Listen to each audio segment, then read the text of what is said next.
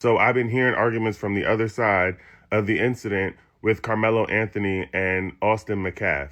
And what I'm consistently hearing people say is that Carmelo Anthony was wrong because he was in the wrong tent that didn't belong to his school and that he was disrespectful. And every time I hear that argument, all I can think is that y'all are suggesting that Austin didn't have any self control. He didn't have any emotional regulation. Because deciding to get violent with someone is not an appropriate behavioral response to them being in a seat that you don't believe that they should be in, especially a seat that does not belong to you. And that makes me interested in hearing from people about his temperament and his behavioral history.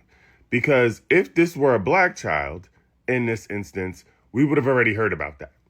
We would have already heard about any other altercations or any other issues they've had in the past. And it's crystal clear to me that Carmelo Anthony didn't have a history of behaving like this because they would have released that information as soon as he was arrested.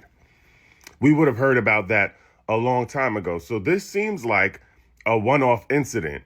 And it's not that he lost control. He gave fair warnings and then he had to protect himself. I would actually argue that Carmelo Anthony showed the most restraint and emotional control because he did not respond to physical threats to harm him. He did not become violent when being threatened with violence. All that to say, I really think we need to be looking at whether or not Austin McCaff had the ability to emotionally regulate, because it didn't seem that way.